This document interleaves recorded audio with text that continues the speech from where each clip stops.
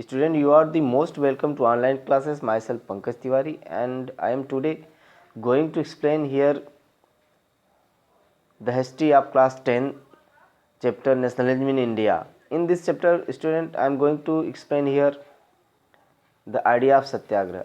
Student, मैं इस video में आप लोगों को सत्याग्रह के आइडिया को जो महात्मा गांधी का था उसके बारे में बताना चाहता हूँ. इसमें बताया कि अब जब महात्मा गांधी भारत 1915 में वापस आए साउथ अफ्रीका से, तो यहाँ उन्होंने देखा कि कहीं न कहीं भारतीयों के साथ डिस्क्रिमिनेशन किया जा रहा था ब्रिटिशर्स के द्वारा.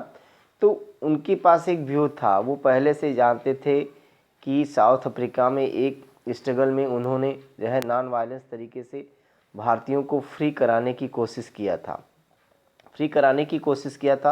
तो उनके पास एक व्यू था कि इस अहिंसात्मक तरीके से हम जो है कहीं न कहीं इस रेसिस्ट को, जो एक तरीके से रेसिस्ट के तरह जो है ये बिहेव करने वाले ब्रिटिशर्स हैं, हम उनको भगा सकते हैं. तो वहाँ जो ब्लैक और वाइट के रिजाइम के बीच जो स्ट्रगल हुआ करता था, उन्होंने इस नॉन वायलेंस तरीके से जो है उसको वहाँ कहीं न कहीं सत्याग्रह को चलाया और वहाँ सफलता मिली. अब इस तरीके से उस सत्याग्रह के आइडिया को बताते थे कि वो एक ट्रुथ और नॉन वायलेंस का एक पावरफुल तरीका होता है सत्याग्रह.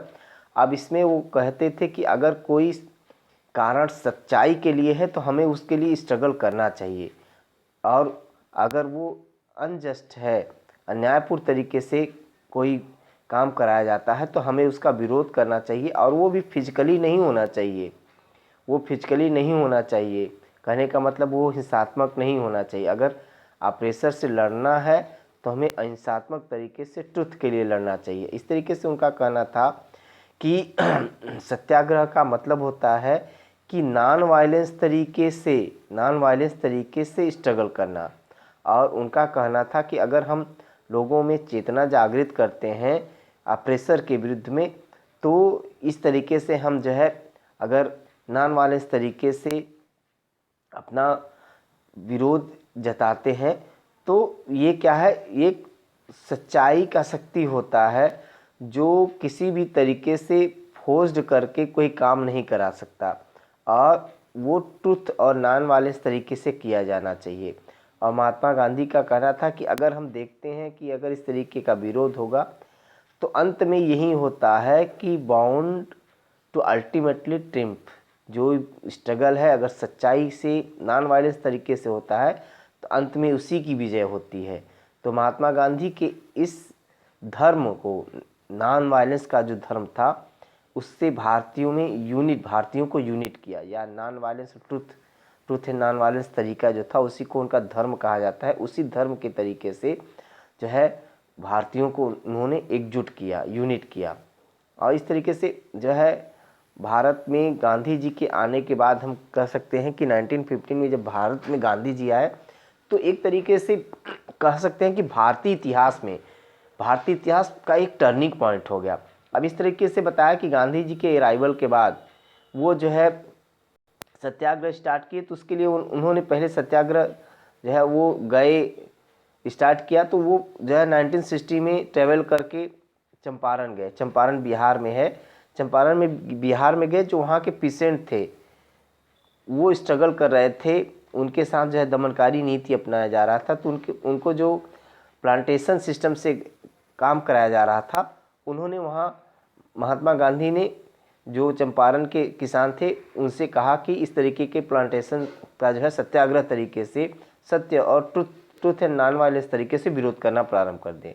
इसके बाद वो 1917 में जो है सत्याग्रह को ऑर्गेनाइज करने के लिए वो खेड़ा, जो गुजरात में खेड़ा डिस्ट्रिक्ट है, वहाँ के पेशेंट को जो इंस्पायर किया. वहाँ क्या है, प्लेग एपिडेमिक के कारण वहाँ जो पेशेंट थे खेड़ा में, वो किसी भी तरीके से रेवेन्यू पे करने के योग्य नहीं थे, क्योंकि उनका जो है एक तो एपिडेमिक आया हुआ था, उनका जो है क्रॉप भी फेल्योर हो गया था. इस तरीके से वो रेवेन्यू कलेक्ट नहीं करना चाहते थे, देना नहीं चाहते थे. तो गांधी जी ने लोगों को वहाँ इंस्पायर किया कि वो जो है टैक्स कलेक्शन या टैक्स देने के लिए जो है इनकार कर दें. इसके बाद 1918 में महात्मा गांधी अहमदाबाद पहुँचे और वहाँ लोगों को ऑर्गेनाइज़ किया सत्याग्रह के लिए. और इस तरीके से वहाँ सत्याग्रह काटन मिल में काम करने वाले वर्करों के द्वारा स्टार्ट करवाया गया। इस तरीके से हम देखते हैं तो स्टूडेंट, ये गांधी जी के भारत आने के बाद ये 3 सत्याग्रह 3 जगह 1960 में चंपारण बिहार में, 1917 खेड़ा गुजरात में और 1918 गुजरात अहमदाबाद में स्टार्ट हुआ। तो एक तरीके से जो भारत में सत्याग्रह स्टार्ट हुआ वो गांधी जी के भारत में आने के बाद स्टार्ट हुआ, जो कि भारतीयों के इतिहास के लिए टर्निंग पॉइंट था।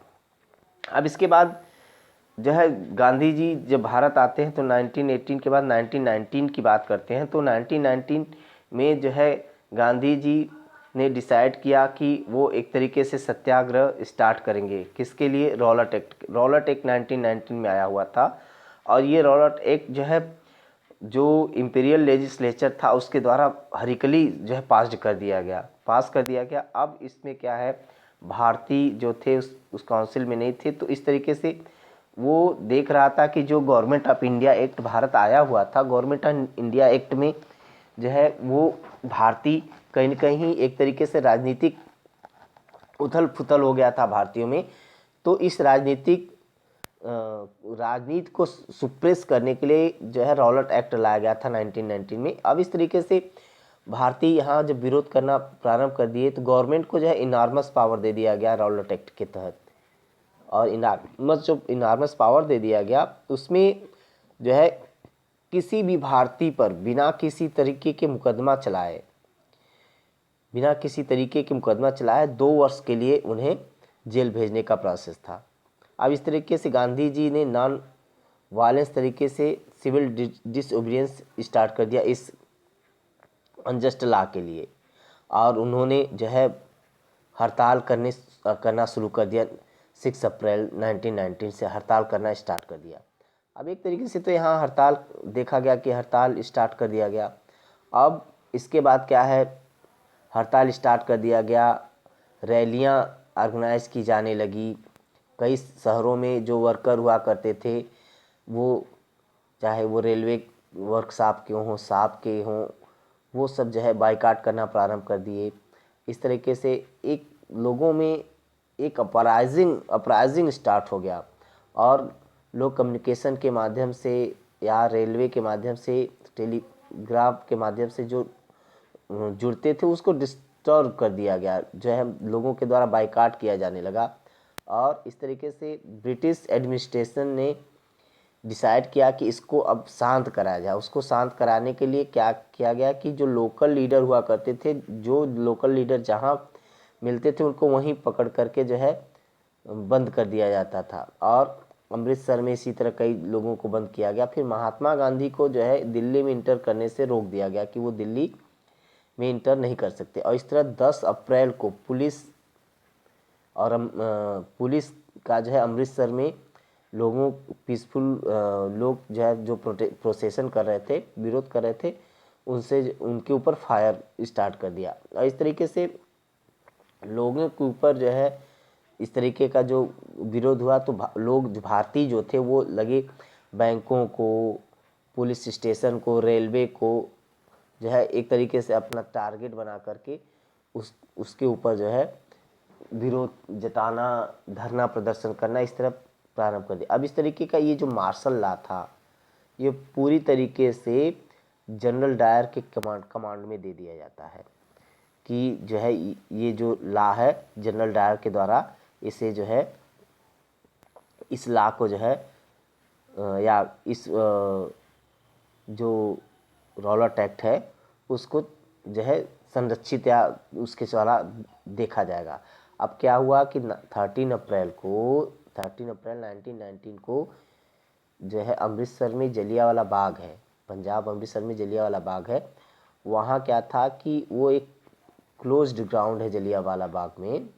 तो उस दिन जो है बहुत ज़्यादा भीड़ इकट्ठा हुआ था जलियांवाला बाग में और लोग जो है इकट्ठा होकर के इस गवर्नमेंट के रूल को, जो रॉलट एक्ट था, उसका विरोध कर रहे थे। तो इस तरीके से देखा गया कि जो विरोध हो रहा था तो उसमें वहाँ भारतीय जो थे, वहाँ 13 अप्रैल को एनुअल बैसाखी का मेला भी लगा हुआ था। तो भारतीय इस मार्शल लॉ के बारे में अनभिज्ञ थे और इस तरीके से लोग इकट्ठा होकर के बैसाखी का मेला लगा हुआ था, तो उसमें पार्टिसिपेट कर रहे थे। विलेजर जो थे इस मार्शल लॉ से अनअवेयर थे, जानते नहीं थे कि मार्शल लॉ क्या है और किस तरीके से उसको इम्पोज किया गया है। अचानक जनरल डायर वहाँ एंटर करता है और वहाँ एक ही एग्जिस्ट पॉइंट था, उसको जो है क्लोज करा देता है और अनआर्म्ड पीपल पर, जो कि इतना क्राउड था, भीड़ था, उसमें जो है फायर ओपन करने के लिए कर देता है। अब इसमें क्या है, सैकड़ों लोग मारे जाते हैं, हज़ारों लोग जो है उसमें कह लें कि जख्मी हो जाते हैं।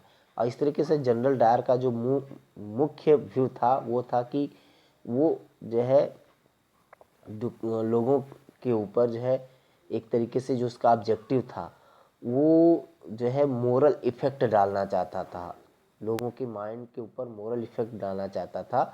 और इस तरह उसने जो है ये सत्याग्रहियों के फीलिंग्स को जो है कहीं ना ये मोरल इफ़ेक्ट उनके ऊपर डाला।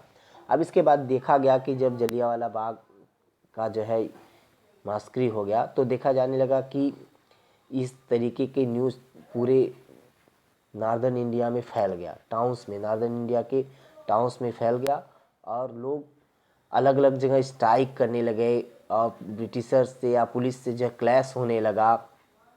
जो गवर्नमेंट बिल्डिंग थी उनको जलाए जाने लगी। गवर्नमेंट ने रिस्पॉन्ड करना स्टार्ट किया, उसके लिए जो है ब्रूटल रिप्रेशन स्टार्ट किया और लोगों को, जो सत्याग्रही थे, सत्याग्रहियों को जो है एक तरीके से देखा गया कि उनको ह्यूमिलिएट किया जाने लगा, उनको और टेररीज तरीके से जो है भयानक तरीके से उनको और भी एक तरीके से सुप्रेस किया जाने लगा। सत्याग्रहियों को जो है फोर्सिबली कहा जाता था कि वो अपने नाक को ग्राउंड पर जो है ज़मीन पर रगड़ें, क्राल करके क्राल करके रेंगते हुए गलियों में जाएं। जब कोई अगर ब्रिटिश वहाँ से गुजरता है तो उससे सलाम करें, साहिब या ब्रिटिश अगर वहाँ से गुजरता है तो क्राल करके चलें और उन्हें सलूट करें, सलाम करें। इस तरीके से जो है पूरे भारतीयों पर जो है एक तरीके से सुप्रेशन किया जाने लगा। तभी क्या है, गुजरात में पंजाब में गुजरवाला एक गांव है जो कि इस समय पाकिस्तान में है। वहाँ बम फेंक दिया जाता है, बमबारी कर दिया जाता है अंग्रेज़ों के द्वारा, जो कि एक वायलेंस स्प्रेड हो गया। महात्मा गांधी ने फिर जो है इस मूवमेंट को वहीं से कॉल ऑफ कर दिया, रॉलेट सत्याग्रह को। इसके कारण रॉलेट सत्याग्रह को गांधी जी ने वहाँ से वापस ले लिया। तो इस तरीके से देखा गया कि जो रॉलेट सत्याग्रह था, रॉलेट सत्याग्रह तो वाइड स्प्रेड हुआ, लेकिन वाइड स्प्रेड होने के बाद भी जो है रॉलेट सत्याग्रह में कुछ इस तरीके की जो कमियां देखने को मिली, जिसके कारण जो है रॉलेट सत्याग्रह को गांधी जी के द्वारा जो है वापस ले लिया गया। लेकिन रॉलेट सत्याग्रह के बाद जो है ये भी देखा गया कि केवल नॉर्दर्न इंडिया के कुछ सिटीज़ में ही सीमित रह गया था और गांधी जी अब चाहते थे कि ये जो है लॉन्च किया जाए ब्रॉड बेस्ड पर, बृहद पैमाने पर ये मूवमेंट स्टार्ट किया जाए और उसका जो क्राइटेरिया हो वो पहले से डिसाइड किया जाए, बिना ऑर्गेनाइज डिसाइड किए इसको न स्टार्ट किया जाए। और उसके लिए वो चाहते थे कि हिंदू मुस्लिम दोनों जो है एक साथ होकर के इस मूवमेंट में दिखे। तो इस तरीके से जो चाहते थे तो उसमें एक खिलाफत इशू आ गया था, खिलाफत इशू आ गया था, उनको एक तरीके से ये मौका मिलने वाला था।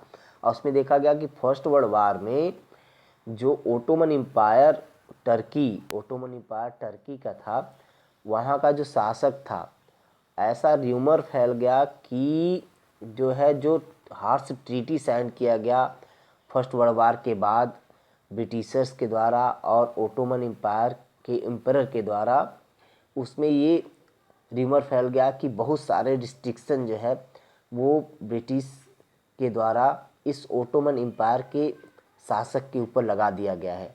और ये जो ओटोमन एम्पायर का शासक था वो एक तरीके से इस्लाम का स्पिरिचुअल हेड था, जिसे खलीफा कहते थे, वो खलीफा था।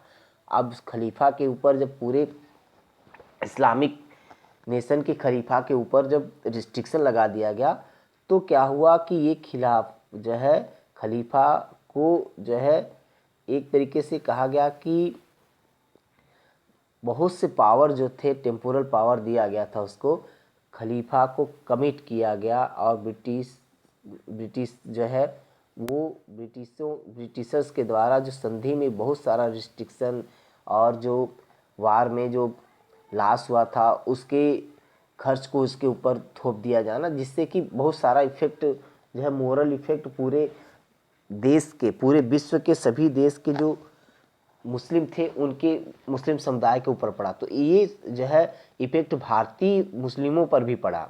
और भारतीय मुस्लिम जो थे जो है बॉम्बे में मार्च 1919 में खिलाफत मूवमेंट स्टार्ट किया। और उसमें यंग जनरेशन के मुस्लिम जो थे वो शामिल थे। उसमें मुख्य लीडर देखा गया तो दो मोहम्मद अली और शौकत अली, ये दो अली ब्रदर्स थे जिन्होंने डिस्कशन स्टार्ट किया महात्मा गांधी से। उनका कहना था कि हम भी जो है खिलाफत मूवमेंट स्टार्ट कर रहे हैं। तो डिस्कशन स्टार्ट हुआ और गांधी जी को भी एक मौका मिल गया कि ब्रॉड वे में इस तरीके का कोई आंदोलन चलाया जाए। और इस तरीके से पॉसिबिलिटी दिख रहा था कि यूनाइट किया जाए, मास एक्शन में इसको, इस इश्यू को लिया जाए। अब गांधी जी जो है अपॉर्चुनिटी जो गांधी जी को चाहिए था वो मिल गया। अब मुस्लिम और हिंदू को फिर से एक अम्ब्रेला के अंडर में, कहने का मतलब यूनिट करने का जो है मौका मिल गया। अब गांधी जी जो है, कहा गया कि गांधी जी ने फिर लास्ट में जो है कलकत्ता का सेशन होता है कांग्रेस का सितंबर 1920 में, जिसमें जो कांग्रेस के लीडर थे उनको कन्विंस किया और नॉन कॉपरेशन मूवमेंट में जो है खिलाफत मूवमेंट को सपोर्ट करने के लिए, स्वराज के लिए जो है हेल्प करने का मौका देने को कहा। और इस तरीके से जो है फिर खिलाफत मूवमेंट और नॉन कॉपरेशन मूवमेंट एक साथ चलाए जाने के लिए कांग्रेस के द्वारा और महात्मा गांधी के द्वारा डिसाइड किया गया। स्टूडेंट, आज के वीडियो में इतना ही। आगे के वीडियो में नॉन कॉपरेशन मूवमेंट और खिलाफत मूवमेंट के आगे की एक्टिविटी के बारे में बात करेंगे। आज के लिए इतना ही। That's all.